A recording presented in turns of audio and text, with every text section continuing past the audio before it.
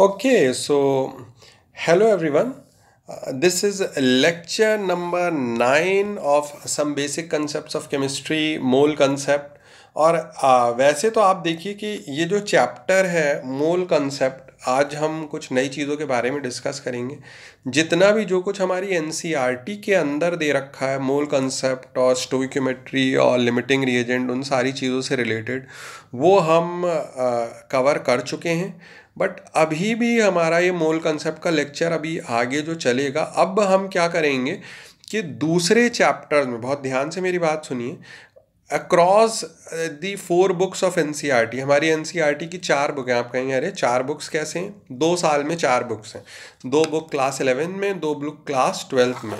उनके अंदर 4 किताबों के अंदर जो भी मोल कंसेप्ट के कुछ बहुत मेजर एप्लीकेशंस वाले टॉपिक्स हैं, उनको हम अब आगे के लेक्चर्स में से लेक्चर 9 ऑनवर्ड्स कवर करेंगे। मैं दूसरे चैप्टर्स नहीं पढ़ा रहा हूँ, बट जो आपके मोल कंसेप्ट की ही जो एप्लीकेशंस हैं, और बहुत बड़ी बड़ी एप्लीकेशंस हैं, हम हमारे दूसरे चैप्टर्स में जो हमारे और चैप्टर्स हैं उनको हम यहाँ पर देखने की कोशिश करेंगे।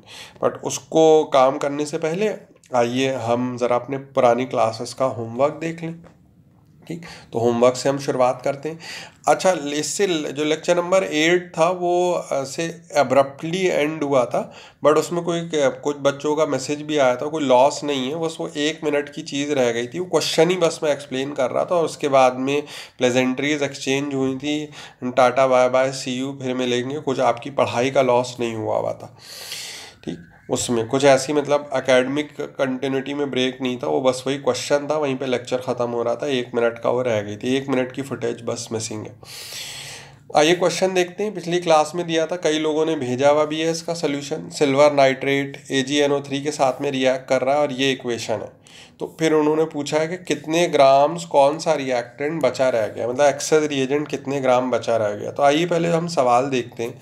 हमें 18 ग्राम AgNO3 दिया हुआ है, तो यानी 0.016 मोल्स है। मोल्स निकाल लिए हमने given mass upon gram molecular मास। मुझे 32.54 ग्राम FeCl3 उन्होंने दिया हुआ है, तो उसके भी मोल्स निकाल लिए ग्राम मॉलिक्यूलर मास से डिवाइड करके, ये आ गए। अब equation like this, the balanced equation in front of us, ये हमारे सामने एक बैलेंस्ड इक्वेशन है। 3 मोल के साथ रिएक्ट करने के लिए 1 मोल चाहिए था, तो आप देखिए 0.106 के साथ रिएक्ट करने के लिए 0.106/3 मोल्स चाहिए, तो उससे तो ज़्यादा ही FeCl3 है। तो यानी FeCl3 ज़्यादा प्रेजेंट है। FeCl3 बचा रह जाएगा, कितना बचा रह जाएगा? 0.2 माइनस 0.106/3, इतने मोल बचे रह जाएंगे। ये देखिए, ये समझने की कोशिश कीजिए। आपके पास में 10 रुपये हैं, मैं 10 रुपये में से 4 रुपये ले लूँ तो कितने बचे रह जाएंगे? आप कहेंगे 6 रुपये। तो कैसे निकाला 6 रुपये? 10 माइनस 4, तो ऐसे 0.2 मोल्स था। 0.2 मोल में से 0.106/3 मोल्स रिएक्ट कर गए, तो बचे कितने रह जाएंगे? 0.2 माइनस 0.106/3, इतने रिमेनिंग रह जाएंगे। अब यहाँ पर एक और चीज़ है कि ये कैसे पता चला 0.106/3 ने रिएक्ट किया। ये देखिए, जब 3 मोल होते हैं तो 1 मोल रिएक्ट करता है। जब इतने मोल होंगे तो दिस डिवाइडेड बाई 3, इतने मोल्स रिएक्ट करेंगे। तो अब ये जब आप सब्सट्रैक्शन कर लेंगे तो इतना 0.164 मोल्स ऑफ FeCl3 ये रिमेनिंग होगा। ठीक, 0.164 मोल्स FeCl3 रिमेनिंग होगा। अब इतने मोल्स रिमेनिंग है, तो उसको जब आप GMM से मल्टीप्लाई करेंगे तो मास आ जाएगा कि 26.5 ग्राम्स जो FeCl3 है वो एक्सेस रिएजेंट है, वो बचा रह जाएगा, वो बचा रह जाएगा। ठीक, कुछ और सवाल यहाँ पर। ये POC वाला क्वेश्चन था, practical organic chemistry, practical organic principle of atomic conservation, कि 13.8 ग्राम K2CO3 दे रखा था, कि such that all the carbon जो है वो इधर आता है यहाँ पर K2ZN3 FeCN6 होल ट्वाइस। तो compute the mass of this product. ठीक, आइए पहले सबसे पहले हम ये देखते हैं ये कैसे होगा सोल्यूशन इसका। Applying POAC on carbon atom, carbon के ऊपर आप प्रिंसिपल ऑफ एटॉमिक कंजर्वेशन लगाएं तो moles of carbon, atoms of carbon, ये देखिए गिवन मास अपॉन इसका ग्राम एटॉमिक मास भी निकालेंगे, ग्राम मॉलिक्यूलर मास, तो इतना आएगा। इतने तो मोल्स हो गए। इनटू Na, तो इतने क्या हो गए मॉलिक्यूल्स। हर मॉलिक्यूल में एक कार्बन का एटम है, तो इतने क्या हो गए कार्बन के एटम्स, तो वो तो रिएक्टेंट साइड में। अब वो सारा का सारा कार्बन इधर आ जा रहा है प्रोडक्ट में, तो प्रोडक्ट में भी तो उतने ही एटम होंगे ना। मैं कार्बन की एंटिटी क्या है, उसके एटम, अगर मैं बोल रहा हूँ 50 एटम इधर थे 50 उधर चले गए, तो जो इधर मास होगा उधर मास होगा, या उधर मास अगर सेम है तो नंबर ऑफ एटम भी सेम होंगे कार्बन के। ठीक, अब उधर जो हमारा प्रोडक्ट बन रहा है उसका मास मान लेते हैं एक्स। बहुत से लोग ग्राम मॉलिक्यूलर मास निकालने में गलती कर बैठे हैं। ग्राम मॉलिक्यूलर मास जब आप इसका निकालेंगे राक्षस का, तो 697 आएगा। तो this divided by 697 given mass upon gram molecular मास, ये क्या होगा मोल्स इनटू Na, ये क्या होगा मॉलिक्यूल। अब हर मॉलिक्यूल में बहुत ध्यान से देखिए, हर मॉलिक्यूल में 12 कार्बन है, CN6 लिखा हुआ है और फिर बाहर पूरे के होल ट्वाइस है, 12 कार्बन है। तो ये तो number of moles into Na molecules into 12, यानी नंबर ऑफ कार्बन एटम्स, जो कि दोनों साइड सेम होंगे। Na से Na कैंसिल कर दिया, तो फिर जब इधर उधर मल्टीप्लिकेशन करेंगे, अब ये भी कैलकुलेशन टफ नहीं है, 0.1 है, तो 0.1 इंटू 697 अपॉन 12, तो 5.8 grams. The answer is 5.8 grams. तो कितना बनेगा राक्षस 5.8 ग्राम्स। ठीक, ये देखते हैं। देखिए नेक्स्ट, Fe2S3 H2O O2 के साथ FeOH होल थ्राइस और 6 टाइम्स सल्फर ये बना रहा है। 1 मोल Fe2S3 लिया है, 2 मोल वाटर लिया है, 3 मोल ऑक्सीजन लिया है, ये आपस में इन्होंने रिएक्ट किया है। तो कहा है कि भाई बताओ लिमिटिंग रिएजेंट कौन है, और ये बताओ कि कितने मोल्स FeOH होल थ्राइस जो कि प्रोडक्ट है उसके बनेंगे। यहीं पे कुछ क्वेश्चन में पूछा गया क्या एक से ज़्यादा लिमिटिंग रिएजेंट हो सकते हैं, नहीं, एक से ज़्यादा नहीं हो सकते, एक ही लिमिटिंग रिएजेंट होगा। एक्सेस रिएजेंट कई हो सकते हैं, लिमिटिंग तो एक ही होगा। ये देखिए, ये हमारी इक्वेशन है। अब ये इक्वेशन साफ साफ बता रही है कि 2 मोल के साथ में 6 मोल रिएक्ट करते हैं और इसके 3 मोल करते हैं। तो मैं अगर 2 से डिवाइड कर दूं, तो यानी 1 मोल के साथ में 6 से डिवाइड किया, 2 से डिवाइड किया हुआ है, तो 2/2 1, 6/2 3, 3/2 1.5। 1 मोल Fe2S3 के साथ 3 मोल पानी चाहिए होगा और 1.5 मोल ऑक्सीजन चाहिए होगा। ठीक, अब यहाँ आप देखिए कि 1 मोल Fe2S3 को 2 मोल पानी जो 6 आपके 3 मोल पानी चाहिए होता है, बट यहाँ तो 3 मोल नहीं है पानी, यहाँ तो कितना है सिर्फ 2 मोल है। यानी साफ साफ पता चल गया कि लिमिटिंग रिएजेंट कौन है वाटर, क्योंकि ज़रूरत थी 3 मोल की, है सिर्फ 2 ही मोल, तो पूरा Fe2S3 का भी 1 मोल रिएक्ट करेगा ही नहीं। कहेगा भैया जब हमको तो 3 चाहिए तब हम पूरे 1 मोल रिएक्ट कर दे, 3 तो है ही नहीं, तो हम भी अपने आप को बचा लेंगे। ठीक, तो अब यहाँ पर मुझको लेकर आना है, क्योंकि मुझे पता चल गया है कि लिमिटिंग रिएजेंट वाटर है, तो वाटर के टर्म में गेम खेलना है, तो अब 2 मोल लेकर आना है। तो देखिए ओरिजिनल इक्वेशन थी 2 6 3, मैंने उसको 6 से डिवाइड किया, तो ये क्या हो गया 2/6, ये क्या हो गया 1/6 यानी 1, फिर 3/6 यानी 1/2, फिर 2 से मल्टीप्लाई किया, तो 2 से मल्टीप्लाई किया तो 2/6 इंटू 2, तो 2/6 बेसिकली 1/3 हो गया, इंटू 2 2/3। ठीक, ये 2 मोल और फिर ये 1 मोल। अब ये इक्वेशन आई हमारी, देखिए 2/3 मोल Fe2S3 रिएक्ट करेंगे 2 मोल वाटर के साथ में और 1 मोल ऑक्सीजन के साथ में। ठीक, और यहाँ पर आप देखिए कि इक्वेशन 4 मोल Fe2H होल थ्राइस के तब बनते जब ये 2 6 3 होता, तो हमने 6 से डिवाइड किया है क्योंकि लाने के लिए, और 2 से मल्टीप्लाई किया, तो 4/3 मोल्स किसके बनेंगे FeOH होल थ्राइस के। यानी इक्वेशन ऐसी हो गई, ठीक, कि 2/3 मोल्स रिएक्ट करेंगे ये 2/3 यानी 2 मोल्स के साथ में, और अपॉन टू, ठीक, ये कर दिया। तो फिर अब मतलब ऐसा लेकर आना था कि पानी के 2 मोल्स हो जाए, तो वाटर के 2 मोल्स होंगे, तो इधर 4/3 मोल्स FeOH होल थ्राइस के हमारे बनेंगे। 0.66 मोल्स Fe2S3 खर्च होगा, 2 मोल वाटर खर्च होगा, 1 मोल O2 खर्च होगा, 1.33 मोल FeOH होल थ्राइस बनेगा। वाटर यहाँ लिमिटिंग रिएजेंट है, बाकी दोनों एक्सेस रिएजेंट है। ऑक्सीजन भी बचा रहेगा, Fe2S3 भी बचा रहेगा, क्योंकि वो रिएक्ट कर ही नहीं सकते थे बिना पानी के, पानी ख़त्म हो गया। ठीक, तो आंसर है 1.33 मोल्स। ठीक, फिर एक और क्वेश्चन दिया गया था, ये देखिए, एक रिएक्शन होता है हमारा 3 मोल हाइड्रोजन और 1.5 मोल ऑक्सीजन के बीच में। ये देखिए यार, ये तो आसान है। जब 2 मोल हाइड्रोजन को 1 मोल ऑक्सीजन चाहिए, तो अब मैं अगर मल्टीप्लाई कर दूं 1.5 से तो 1.5 2 ज़ा 3 और 1.5 ये 1.5 लिखा रहेगा और 1.5 से मल्टीप्लाई कर दिया तो 3H2 ये। तो भाई 3 मोल को, जब 2 मोल को 1 मोल चाहिए होता है तो 3 मोल को 1.5 मोल चाहिए होगा। तो ये तो बिल्कुल स्टोकियोमेट्रिक रेशियो में प्रेजेंट है, तो ना ही कोई भी इनमें से लिमिटिंग रिएजेंट नहीं है। They are present in stoichiometric ratio, कोई भी इनमें से लिमिटिंग रिएजेंट नहीं है।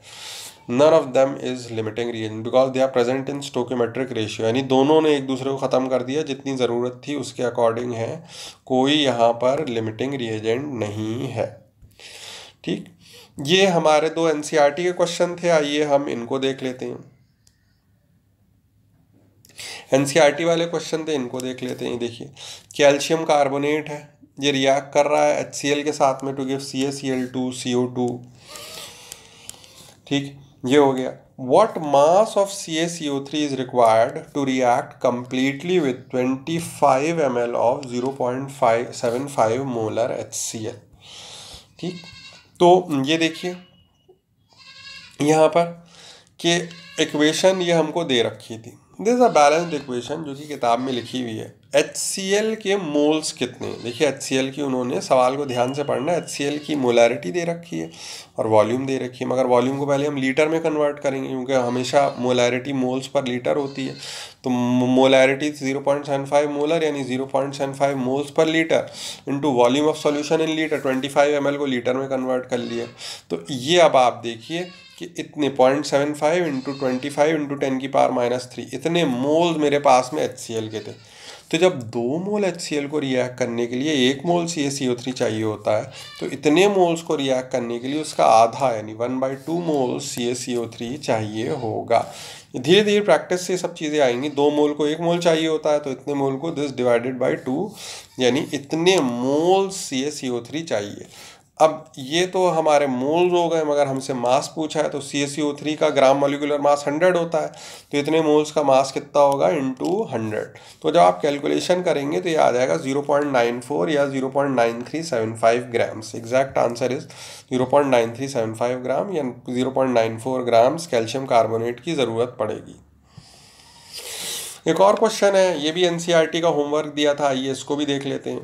कि क्लोरीन को हम लैब में प्रिपेयर कर रहे हैं MnO2 के साथ, HCl के साथ रिएक्ट करके, कितने ग्राम HCl की ज़रूरत पड़ेगी? 5 ग्राम MnO2 के साथ रिएक्ट करने के लिए। देखिए MnO2 का पहले हमने ग्राम मॉलिक्यूलर मास निकाला 87, तो उसके 5 ग्राम में मोल निकाले 5/87। अब ये देखिए, 1 मोल को 4 मोल की ज़रूरत होती थी HCl की, 1 मोल को 4 मोल की ज़रूरत होती थी। ठीक, तो अब यहाँ पर जब 5/87 है तब number of moles of HCl फिर आपके क्या होंगे? 5/87 इंटू 4, 5/87 इंटू 4, इतने मोल्स HCl के चाहिए होंगे हमको, उससे 4 गुना। अब उनका मास कितना होगा इन moles multiplied by gram molecular mass, तो 8.39 ग्राम या 8.4 ग्राम्स, जो भी आप लिखना चाहें वो। ठीक, तो ये हमारे एनसीईआरटी क्वेश्चन का आंसर है 8.4 ग्राम। बहुत से लोगों ने करके भेजा भी है, मगर सब ने नहीं भेजा है, जो मैं उम्मीद कर रहा था, चाह रहा था कि और लोग भेजे, नहीं। 6 से 7 बच्चों का सिर्फ रिप्लाई आया, विच इज़ वेरी बैड। चाहता हूँ कि सभी लोग होमवर्क देखें। देखिए इसलिए लेक्चर भी लेट है कि आराम से आप लोग कर लें, ठीक, कोई बर्डन फील नहीं करें, बट कम से कम पढ़ाई तो करें, बैकलॉग नहीं इकट्ठा होने दें। Molarity of 1 litre of water, जब उसकी डेंसिटी 1000 kg/m है। देखिए डेंसिटी या तो kg/m में होगी, kg/m, ठीक, में तो 1000 है, 1000 kg/m। जो हमारी काम की यूनिट है वो एक और भी है, ग्राम/ml, उसमें भी यही है, ग्राम/ml, उसमें 1 ग्राम/ml है। ठीक, तो डेंसिटी ऑफ सॉल्यूशन यहाँ पर 1 ग्राम पर, सॉल्यूशन मतलब पानी। ये बहुत इंपॉर्टेंट क्वेश्चन है, इसलिए ध्यान से देखना है। Let the volume of water be taken as V litre. हम जिस पानी में निकाल रहे हैं उसको हम V लीटर मान ले रहे हैं जनरल केस, तो लीटर में है V, तो मिली लीटर में कितनी होगी? V into 1000 millilitre. अगर मिली लीटर में देखें तो V इंटू 1000 मिलीलीटर। अब डेंसिटी क्या होता है? आप मास अपॉन वॉल्यूम, डेंसिटी वैसे गिवन है 1 ग्राम/ml, तो mass of solution divided by volume of solution. अब वॉल्यूम ऑफ सॉल्यूशन मैंने ले लिया है V इंटू 1000 मिलीलीटर, तो मास ऑफ सॉल्यूशन भी आ गया, मिलीलीटर से मिलीलीटर कैंसिल हो गया, 1000 इधर चला गया, V इधर चला गया, V इंटू 1000 ग्राम, ये मास आ गया सॉल्यूशन। सॉल्यूशन में क्या है, मेनली पानी। तो मोल्स ऑफ वाटर कितने हो जाएंगे भाई, जो गिवन मास है उसको ग्राम मॉलिक्यूलर मास से डिवाइड कर दिए, जो कि 18 था, तो V इंटू 1000 अपॉन 18। ठीक, ये क्या हो गया, मोल्स, पानी के मोल्स। अब मोलैरिटी क्या होता है, what is molarity, number of moles of solute divided by volume of solution in litres. तो मोल्स हमने ये ले लिए, यही मोल्स है मेरे, यही मोल्स हैं, और volume of solution in litre V थी, तो V से V कैंसिल हो गया, तो 1000 अपॉन 18 या 55.5। ये याद रखना है, this is the molarity of pure water. Molarity of pure water is 55.5 given that density is 1 ग्राम पर ml। पानी की, प्योर पानी की मोलैरिटी 55.5 मानी जाएगी, बशर्ते प्रोवाइडेड, ठीक, अगर ये क्लॉज पूरा हो रहा हो कि डेंसिटी उस पानी की कितनी है, 1 ग्राम पर ml, डेंसिटी 1 ग्राम पर ml होनी चाहिए, तब पानी की मोलैरिटी 55.5 मानी जाएगी। ठीक, ये थर्मल डिकम्पोजिशन वाले रिएक्शन कुछ दिए हुए थे, आपको याद रखना है। आइए अब हम वो एक बहुत टफ क्वेश्चन देखते हैं। ये कुछ क्वेश्चन मैंने लगभग समझा दिया था, 2 लोगों ने इसका जो है वो सही सोल्यूशन करके भेजा है। ठीक है, 2 लड़कों ने और एक बच्ची ने। ठीक, सबसे पहले सबसे अच्छा सोल्यूशन हरदीप ने भेजा था, सिद्धांत ने भेजा था, समवॉट जो है आपके कुंजल ने भी, जो है जो हमारी स्टूडेंट हैं कुंजल, उन्होंने भी भेजा था। इन 3 बच्चों ने सोल्यूशन करके भेजा था। सबसे पहले कुंजल ने भेजा था, उसके बाद हरदीप ने, फिर कल सिद्धांत ने भेजा था, जो 3 लोगों के सोल्यूशन जो सही आए हुए हैं। बाकी जो है वो क्या कहते हैं, या तो भेजा ही नहीं था, किसी एक आध ने भेजा है तो वो गलत भेजा है। तो मतलब आई वॉज अमेज्ड कि भाई खुद किया है अगर, तो बहुत अच्छी बात है, वेरी गुड। सो मैं सबसे रिक्वेस्ट कर रहा हूँ कि प्रॉम्प्टली जो है वो क्या कहते हैं कि आप थोड़ा सा प्रोएक्टिवनेस दिखाएं, तभी बात बनेगी। जैसे ये सवाल दिया था, उस सबसे फर्स्ट रिस्पॉन्स जो आया था वो कुंजल का आया था। ठीक, फिर सेकंड नंबर पे जो है वो कल भेजा था हरदीप ने, फिर रात में आया था सिद्धांत का। चलिए, तो ये सवाल क्या है, आइए पहले सवाल को देखते हैं और फिर करने की कोशिश करते हैं। Mixture of FeO and Fe3O4, इनको जब हम हीट करते हैं तो इनका वज़न बढ़ जाता है। वज़न बढ़ने का कारण ये है कि जो एटमॉस्फेयर में ऑक्सीजन है उसके साथ ये रिएक्ट करके कंपाउंड बना देते हैं। ऑक्सीजन ऑल्सो एज अ मास, जब वो आपका हिस्सा बनेगी तो आपका मास बढ़ा देगी। तो कॉम्पोजिशन ऑफ इनिशियल मिक्सचर, यानी वो इनिशियल मिक्सचर में कितने परसेंट क्या होगा, कितने परसेंट FeO होगा, कितने परसेंट Fe3O4 होगा, ये पूछा है।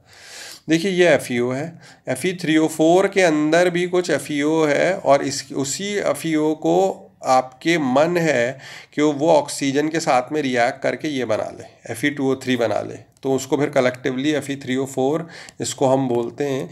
यानी Fe3O4 wants to get convert into Fe2O3, FeO also wants to get convert into Fe2O3। तो हम मान लेते हैं कि अगर शुरुआत में 100 ग्राम थे, क्योंकि अपने को परसेंटेज ही निकालनी है, तो FeO अगर x ग्राम है तो Fe3O4 100 माइनस x ग्राम है, हमें तो परसेंटेज निकालनी है। तो अब FeO अगर x ग्राम है तो FeO के मोल्स कितने होंगे, x अपॉन ग्राम मॉलिक्यूलर मास, जो कि FeO का 72 है, तो ये तो मोल्स होंगे। ठीक, अब देखिए अगर ये मोल्स हैं, दिस ये FeO ऑक्सीजन के साथ रिएक्ट करके Fe2O3 बनाता है। This a balanced equation written in front of you, आपके सामने एक बैलेंस इक्वेशन लिखी हुई है। तो 4 मोल जब 2 मोल के साथ में रिएक्ट कर रहे हैं, 4 मोल 2 मोल यानी उसके आधे मोल बना रहे हैं, तो इतने मोल्स फिर कितने मोल्स Fe2O3 के बनाएंगे, इसके आधे, तो x अपॉन 72 के आधे। आप मेरी बात समझे, जब 4 मोल 2 मोल बना रहे हैं, यहाँ FeO के 4 मोल हैं तो Fe2O3 के 2 मोल हैं, तो फिर x अपॉन 72 मोल FeO है तो Fe2O3 कितना होगा, x अपॉन 72 इंटू 1/2। दूसरी इक्वेशन देखिए, Fe3O4 O2 के साथ 6 Fe2O3, बैलेंस्ड इक्वेशन है। तो जब 4 मोल 6 मोल बना रहे हैं तो 1 मोल कितना बनाएगा, 6/4 मोल। तो 100 माइनस एक्स अपॉन 232 मोल्स कितने बनाएंगे, 100 minus x upon 232 into 6/4 moles Fe2O3 के। तो टोटल Fe2O3 के मोल जो बन गए हैं, इधर बन गए x अपॉन 144 और इधर बन गए 100 माइनस एक्स अपॉन 232 इंटू 6/4। तो ये टोटल मोल्स बन गए Fe2O3 के। अब देखिए मोल्स निकल गए तो मास निकालना तो आसान है। Total mass of Fe2O3 x/144, 100 minus x/232 into 6/4, इन दोनों मोल्स को ऐड कर दिया। अब उनका जो आपके मल्टीप्लाई कर दिया ग्राम मॉलिक्यूलर मास से। Fe2O3 का ग्राम मॉलिक्यूलर मास 160,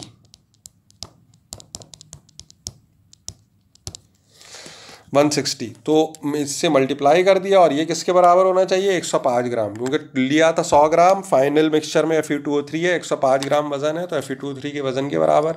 अभी बहुत एक्सटेंसिव सी इक्वेशन है, एलैबोरेट सी, आप इसको x के लिए सॉल्व करेंगे। मैंने यहाँ किया हुआ है, देख सकते हैं आप, स्नैपशॉट भी ले सकते हैं लेना चाहे, मैंने x के लिए सॉल्व किया हुआ है। तो बहुत लंबी चौड़ी कैलकुलेशन है ये। ऐसे करके इसको ब्रैकेट को माइनस और प्लस हो रहा था, खोल वोल के लिखा, 160 इधर था, उसको नीचे ले गए, ठीक, डिवीजन वगैरह ये काफ़ी कुछ किया, तो फिर निकल के आ रहा है, x निकल के आ रहा है 20.25, यानी वो कितना था 20.25% और दूसरा वाला कितना था 79.75%।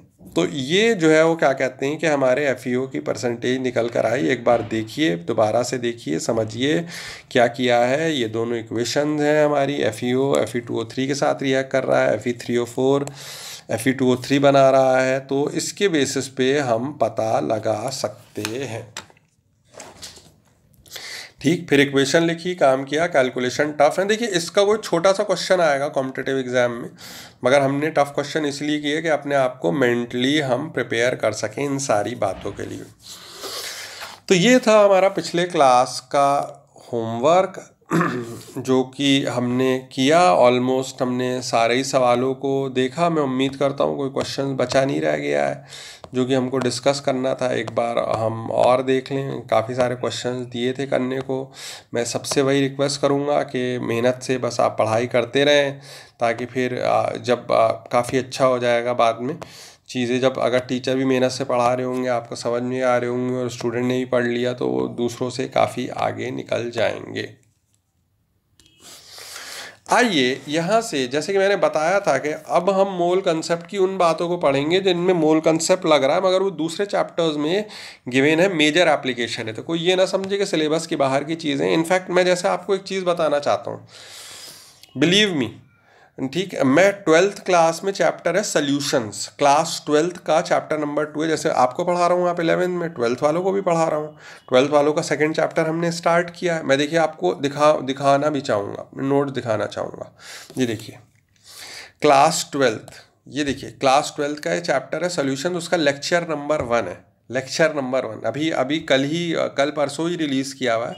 आप नोट्स देखिए, ध्यान दीजिए, सारे वही हैं जो सारी चीज़ें पढ़ चुके हैं। देखिए ध्यान दीजिए, 12th क्लास के नोट्स हैं। सॉल्यूशंस चैप्टर का नाम है, मेथड्स ऑफ एक्सप्रेसिंग कंसंट्रेशन। ये मैं आपको, ये देखिए मैं आपको दिखाना भी चाहूँगा, ये सब कुछ आप पढ़ चुके हैं, सब कुछ आपको पढ़ाया जा चुका है। ये 12th क्लास के क्वेश्चन हैं। एग्जाम्पल 2.1 आप भी कर सकते हैं, जाके चाहें कर लीजिएगा। ये देखिए 12th क्लास का क्वेश्चन है, आप भी कर सकते हैं। ठीक, 12th क्लास का क्वेश्चन है। ये सारे क्वेश्चन जैसे आपके होते हैं क्वेश्चन, वैसे ही उनके भी बैक एक्सरसाइज क्वेश्चन है।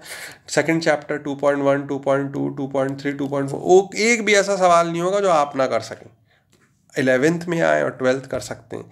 तो है क्या, जैसे जो हम हर सारे बच्चों को समझाते हैं, कई बार समझाने की कोशिश करते हैं पेरेंट्स को भी, गार्जियन को भी, कि 11th ज़्यादा टफ है। 12th में आधी चीज़ें, आधी तो नहीं कहूँगा बट एक काफ़ी सब्सटैंशियल पोर्शन, एक तो सिलेबस ही कम है 12th का, और ऊपर से 25-30% तो रिपीटिशन आ जाता है, तो वो और कम हो जाता है। तो ले दे के 50-60% सिलेबस रह जाता है 11th का। तो अभी बड़ी कठिन डगर है। अगर ये 2-3-4 महीने में आपसे रिक्वेस्ट कर रहा हूँ कि ज़रा सा आपने अच्छी आदत डाल ली, शुरुआत में टफ़ फेज़ में मेहनत कर ली। यहाँ 12th में, 11th में यार उल्टा है, जितने टफ़ चैप्टर हैं वो शुरुआत में दिए हुए हैं। जैसे जैसे टाइम आगे बढ़ता है चैप्टर आसान होते जाते हैं। शुरू के टाइम में टफ़ चैप्टर है, तो अगर थोड़ा सा पेशेंस रख लिया तो फिर आप बाजी जीत जाएंगे। शुरू में ज़्यादा मेहनत करनी है, बाद में आराम है। अब जैसे ये 12th का है, ये क्वेश्चन है, जिसने अभी ये मोल कंसेप्ट 11th में जब रहा होगा बच्चा, जिसने सही से पढ़ा, उसके लिए क्या केक वॉक है, बैठे बैठे 25 सवाल उड़ा देगा वो। यहाँ पर हम एक नई चीज़ स्टार्ट कर रहे हैं, वॉल्यूम स्ट्रेंथ ऑफ H2O2। देखिए H2O2 एक लिक्विड होता है, ये पूरा हमने डायग्रामेटिक सेटअप देखिए। H2O2 एक लिक्विड होता है बिल्कुल पानी की तरह, दिखने में पानी की तरह बट वो ऑन स्लाइट हीटिंग, अगर आप उसे धीरे धीरे हीट करें या हाई टेम्परेचर पे, वो डिकम्पोज होता रहता है, उसमें डिकम्पोजिशन रिएक्शन होता है, और वो एक तो पानी बनाता है, वो तो लिक्विड ही बनेगा, और ऑक्सीजन गैस बनाता है। यानी ऑक्सीजन गैस का मिलना वो इस बात की निशानी है कि ज़रूर H2O2 रहा होगा। देखिए होता क्या है, लोग बेवकूफ़ बनाते हैं। H2O2 के बहुत सारे यूजेस भी हैं, ठीक, तो वो बेवकूफ़ क्या बनाते हैं कि वो पानी बेच रहे होते हैं, H2O बेच रहे होते हैं। भाई पानी तो सस्ता आता है यार, बिस्लरी की बोतल ठीक 20 रुपए की आ रही है, 25 रुपए की आ रही है, H2O2 की वही 1 लीटर भाई 1000 रुपए का आ रहा है। तो अब दिखने में दोनों एक जैसे हैं, पानी और H2O2 बिल्कुल एक जैसे हैं। तो अब हमने उनसे कहा कि देखिए मुझे ज़रा ब्लीचिंग एजेंट चाहिए, H2O2 जो है वो क्या कहते हैं, पैसे अब मैं आपको दे रहा हूँ, दे दीजिए। अब वह मिलावट, जैसे दूध में पानी मिलाते हैं वैसे H2O2 में भी उन्होंने पानी मिला दिया। हाँ मैं आपको बिल्कुल 1 लीटर लिक्विड H2O2 दे रहा हूँ। पर चला जब आया तो देखा तो यार इन्होंने तो गड़बड़ करी हुई थी, 1 लीटर था ही नहीं, सिर्फ 400 ml H2O2 था, 600 ml पानी मिला दिया था। पानी अपना जो है वो नल खोला घर का, RO वाला पानी मिला के बेच रहे थे, तो बेईमानी है ना। तो H2O2 तो हमें चाहिए रहता है। अब H2O2 ज़्यादा अगर होगा तो वो डिकम्पोज, पानी थोड़ी टूट रहा है ऐसे, H2O2 थर्मली डिकम्पोजिशन रिएक्शन करेगा और O2 गैस रिलीज़ करेगा। इसको मैं यूज़ करूँगा, इस्तेमाल करूँगा, ठीक। ऑक्सीजन गैस का मिलना इस बात का सबूत है कि हमारे पास में यहाँ H2O2 था। पानी नहीं देगा ऑक्सीजन गैस ऐसे, मगर H2O2 देगा। देखिए होता क्या है, यहाँ H2O2 रहती है, यहाँ पर ये आपके जो है वो मतलब मेजरिंग सिलेंडर है और ये डिलीवरी ट्यूब है। तो यहाँ से देखिए ये यूँ करके ऑक्सीजन गैस निकलती है और ये डिलीवरी ट्यूब से यहाँ होते हुए यहाँ बबल्स चले जाते हैं, और फिर थोड़ी देर के बाद में यहाँ ये बबल्स ऑक्सीजन गैस के यहाँ पूरे में भर जाते हैं। गैस, पानी वहीं रहा, लिक्विड पानी वहीं रहा, H2O2 डिकम्पोज हो गया, लिक्विड पानी वहीं रहा, ये आपके डिलीवरी ट्यूब से गैस यहाँ पर गई और ऑक्सीजन जो है वो ऊपर जाके जमा हो गई, इकट्ठा हो गई। तो वॉल्यूम स्ट्रेंथ क्या है, अब आइए देखते हैं, ठीक। वॉल्यूम स्ट्रेंथ की डेफिनेशन क्या है, आइए देखते हैं। What do mean by volume strength, ठीक। अगर हम ये बोल रहे हैं कि वॉल्यूम स्ट्रेंथ 20 लीटर्स है, H2O2 की वॉल्यूम स्ट्रेंथ, H2O2 की वॉल्यूम स्ट्रेंथ 20 लीटर्स है, तो इसका फिजिकल मीनिंग ये है कि NTP कंडीशन में 1 atm 273 केल्विन पे जो हमको ऑक्सीजन गैस लिबरेट हो रही है उसको 20 लीटर बड़े डिब्बे में रखना पड़ेगा in order to create NTP condition, यानी in order to have 1 atmosphere pressure at 0 degree centigrade. जो H2O2 अगर 1 लीटर रहा होगा तो वो 20 लीटर जो है वो आपके O2 गैस लिबरेट करेगा। यानी ये चीज़ आप समझिए, ठीक। फिजिकली अभी मैं समझाऊंगा, इम्पॉर्टेंट आर्टिकल है कि अगर मैं ये बोल रहा हूँ कि H2O2 की वॉल्यूम स्ट्रेंथ 20V है, H2O2 की वॉल्यूम स्ट्रेंथ 20V है, तो इसका अर्थ ये है, इसका मतलब ये है कि 1 लीटर H2O2 लिक्विड में इतने जो है वो मोल्स होंगे H2O2 के कि वो ऑक्सीजन गैस जो लिबरेट करेंगे उसको आपको 20 लीटर के कंटेनर में रखना पड़ेगा in order to have NTP condition. 1 litre H2O2 liquid इतनी ऑक्सीजन गैस रिलीज करेगा कि उसे 20 लीटर बड़े डिब्बे में रखना पड़ेगा 1 atm प्रेशर क्रिएट करने के लिए 0 डिग्री सेंटीग्रेड पे, तो फिर H2O2 की वॉल्यूम स्ट्रेंथ कहलाती है 20V। आइए ज़रा आर्टिकल पढ़ते हैं, समझते हैं। ये मुझे बहुत मुश्किल से समझ में आया था एज अ स्टूडेंट, इनफैक्ट झूठ क्यों बोलूँ, आया ही नहीं था, बहुत बाद में समझ में आया, नहीं आया था, बहुत टफ आर्टिकल लगा था कि क्या यार ये वॉल्यूम स्ट्रेंथ, ठीक। और मैंने क्या गलती करी थी, मैंने number of moles volume divided by 22.4 litre कर दिया था H2O2 के लिए भी, जो कि गलत है।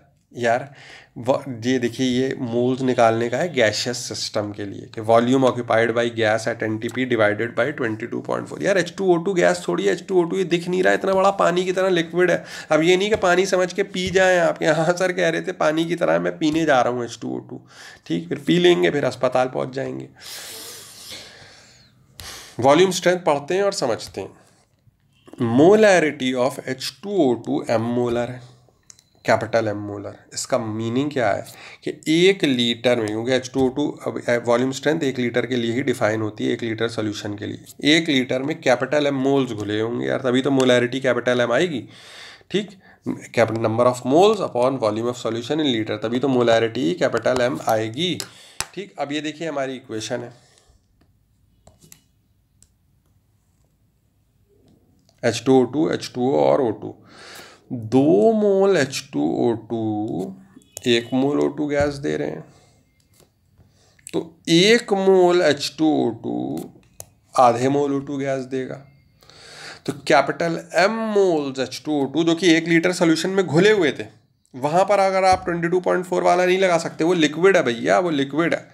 कैपिटल M मोल्स H2O2 जो कि 1 लीटर सोल्यूशन में घुले हुए थे, जब वो डिकम्पोज करेंगे तो capital M/2 moles oxygen gas के देंगे, ठीक। अब यहाँ पर दूसरी चीज़ देखते हैं, volume occupied by M/2 moles O2 gas under NTP condition. हमको मालूम है कि भाई 1 लीटर 22.4 1 मोल 22.4 लीटर ऑक्यूपाई करता है, तो M/2 मोल्स जो हैं वो कितना ऑक्यूपाई करेंगे, M/2 इंटू 22.4 लीटर्स। तो कैलकुलेशन कितनी आएगी, 11.2 इंटू M। वही क्या कहलाएगी, इतने बड़े डिब्बे में रखना पड़ा, वही क्या कहलाएगी, वॉल्यूम स्ट्रेंथ ऑफ H2O2। तो ये वॉल्यूम स्ट्रेंथ का फॉर्मूला है 11.2 इंटू मोलैरिटी, यानी कितने बड़े डिब्बे में ऑक्सीजन जितनी ऑक्सीजन के मोल्स निकलेंगे उतना ही बड़ा डिब्बा रखना पड़ेगा 1 atm का प्रेशर क्रिएट करने के लिए। तो कितने बड़े डिब्बे में रखना पड़ा हमको कितने बड़े डिब्बे में रखना पड़ा, 11.2 into M, where M is the molarity.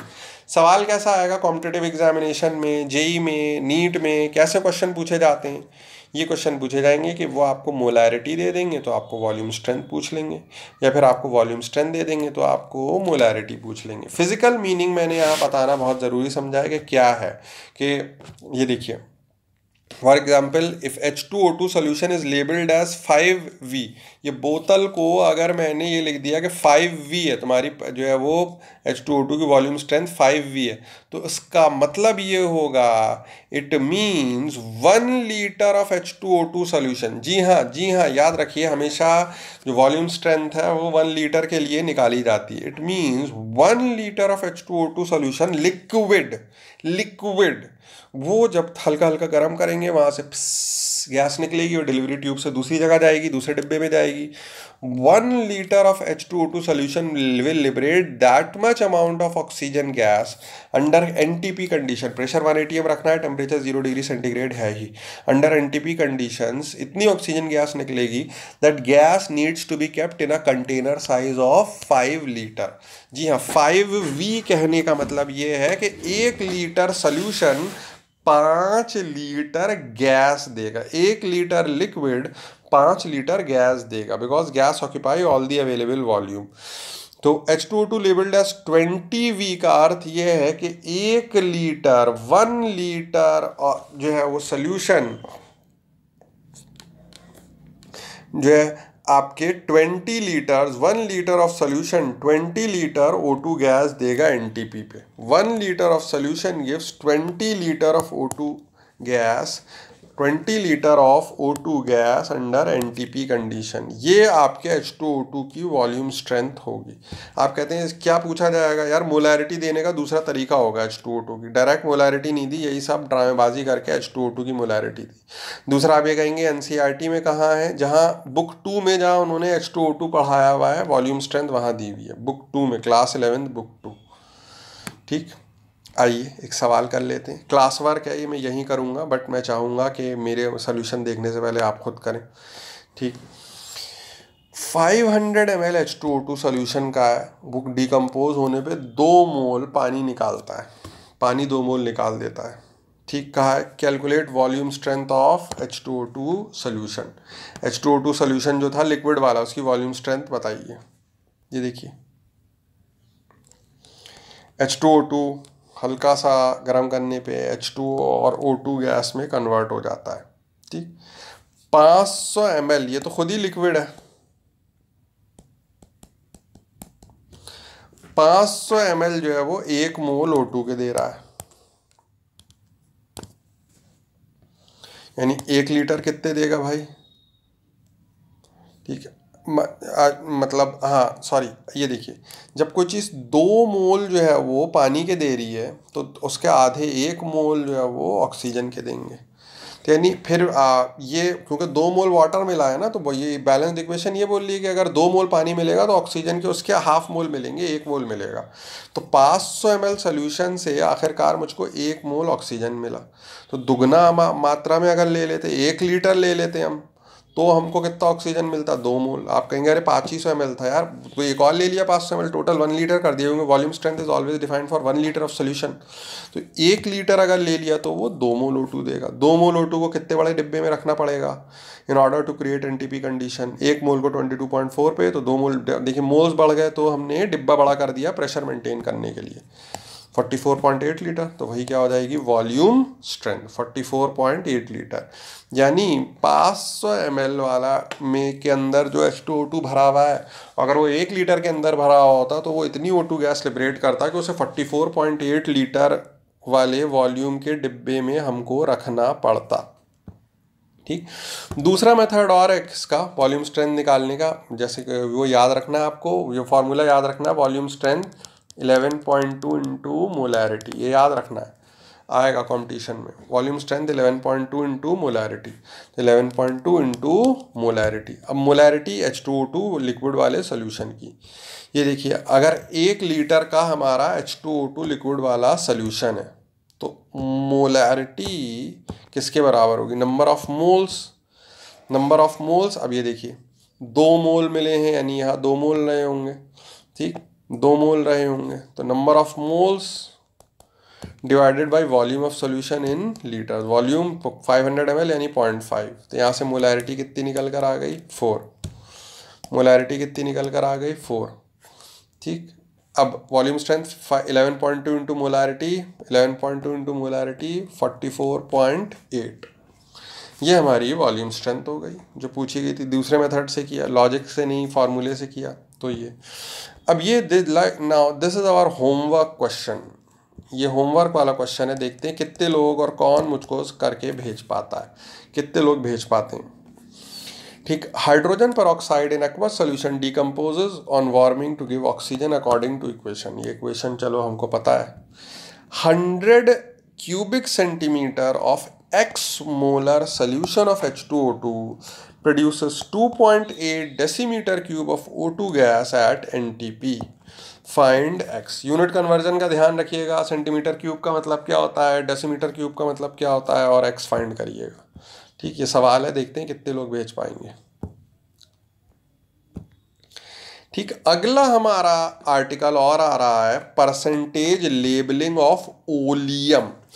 Percentage labelling of oleum, एक क्वेश्चन आ रहा है परसेंटेज लेबलिंग ऑफ ओलियम, ये क्या चीज़ है आइए देखते हैं। देखिए what is oleum, first and foremost ये ओलियम की बॉटल है जैसे यहाँ पर हमारी।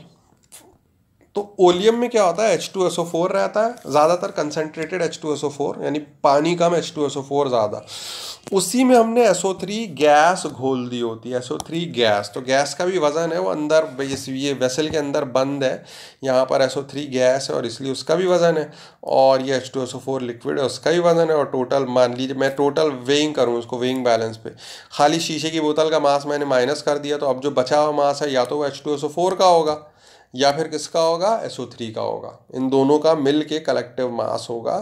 ठीक, और इन अभी यही H2SO4 और SO3 इनको शॉर्ट में अगर हम मिला के लिखें तो क्या हो जाएगा, H2S2O7। इसी को हम क्या बोलते हैं, ओलियम। H2S2O7 इसी को हम क्या बोलते हैं, ओलियम। ठीक, ओलियम क्या है? Fuming H2SO4 acid contains SO3 dissolved in H2SO4. ठीक. When water is added to oleum SO3 reacts to form H2SO4, thus the mass of solution increases. देखिए, ओलियम किसे बोलते हैं? Mixture of H2SO4 and SO3.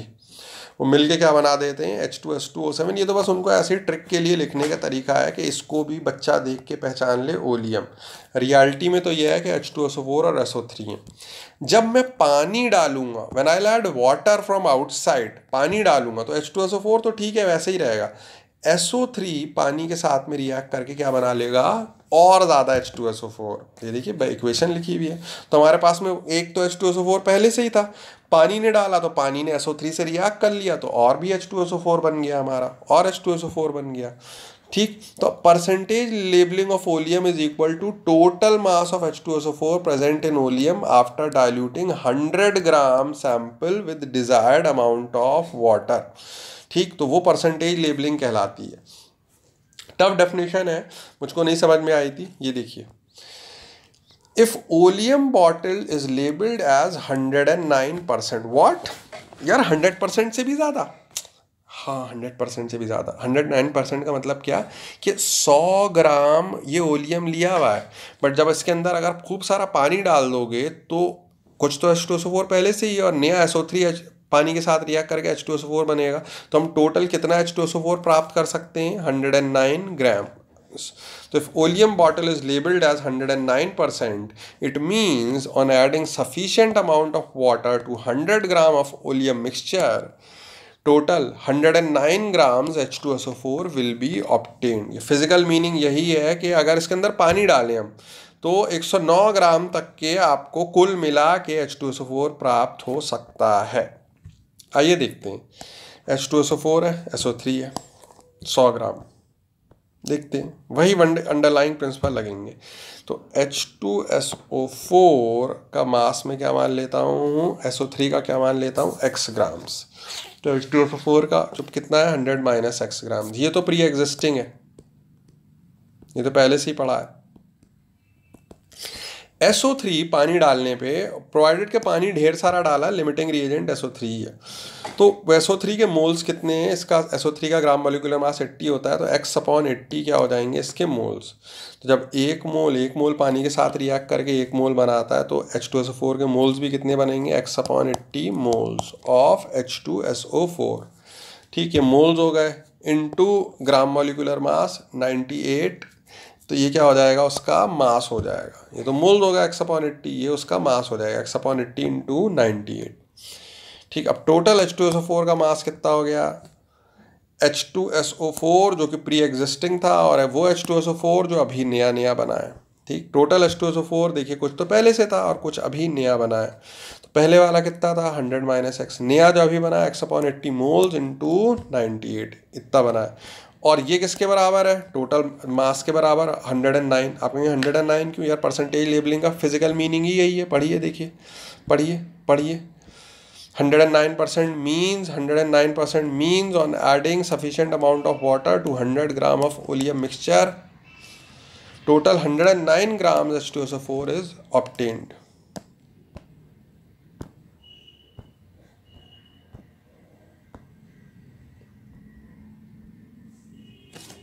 ठीक. Total 109 gram H2SO4 is obtained. तो अब ये देखिए 109 है, थोड़ा सा कैलकुलेशन कर लेंगे, यहाँ से टफ नहीं है. x की वैल्यू 40 आएगी निकल के, यानी कि जो 100 ग्राम रहा होगा उसमें 60 ग्राम क्या रही होगी? SO3 गैस, और 40 ग्राम क्या रहा होगा? H2SO4. तो इस SO3 ने रिएक्ट करके और H2SO4 बना लिया. तो H2SO4 ठीक 60 ग्राम रहा होगा, SO3 40 ग्राम रही होगी. अब देखिए सबूत भी देख लिया, SO3 40 ग्राम का मतलब half mole given mass upon gram molecular mass. तो H2SO4 के भी हाफ मोल बनेंगे. अब हाफ मोल का मास कितना होगा? 49 ग्राम. तो 60 तो पहले से था, 49 60 में जोड़ लिए कितना हो गया? 109. एक और टाइप से भी कर सकते हैं कि H2O कितना है? हाफ मोल का मास कितना होता है? 9 ग्राम. तो 100 में 9 ग्राम जोड़ लीजिए, 109 हो गया. ठीक. अब ये होमवर्क के क्वेश्चन है. Oleum sample is labeled as 118%. Calculate mass of H2SO4 in 100 gram of sample. Maximum mass of H2SO4 that can be obtained if 130 gram sample is taken, composition of mixture यानी mass components of 40 gram water is added to 30 gram of oleum sample. ठीक, ये homework question है, ये homework question है और ये homework question है। तो ये हमारे कुछ होमवर्क ओलियम से रिलेटेड हैं जो जिनको करने, फिर इनको हम नेक्स्ट क्लास में कंटिन्यू करेंगे। तो आज के लेक्चर में हमने यही वाली चीज़ें आपको बताई, ओलियम से रिलेटेड और परसेंटेज लेबलिंग से रिलेटेड, और कुछ होमवर्क दिया है। ट्यूसडे को DPP 7 और 8 आपको दी गई थी जो कि आप संडे तक कंप्लीट कर लें। मंडे को एक और DPP आपको मिल जाएगी। अब यही सब जो पढ़ा है इससे रिलेटेड। तो विद दिस नोट आप पढ़ाई करते रहिए, बैकलॉग मत इकट्ठा होने दीजिए, ईमानदारी से मेहनत से अच्छे से पढ़ाई करिए और पॉजिटिव रहिए, खुश रहिए। ठीक, अभी आपका बस मेन वही एम होना चाहिए कि 2 साल हमें अच्छे से पढ़ाई करनी है, बाकी टेंशन लेके नहीं, समझ समझ के आराम आराम से मेहनत कर करके। तो थोड़ी में शुरुआत में थोड़ी सी इश्यूज़ रहते हैं, प्रॉब्लम आती है, घबराना नहीं है। तो मैं वेट कर रहा हूँ कि इनका मुझको सोल्यूशन कौन भेजेगा। मैं वेट कर रहा हूँ कि DPP नंबर 7 और 8 करके मुझको कौन भेजेगा, ताकि फिर मैं उसको सोल्यूशन भेज सकूँ। तो मुझे और इंतज़ार मत कराइए, and I am waiting for your answers. Thank you, thanks a lot.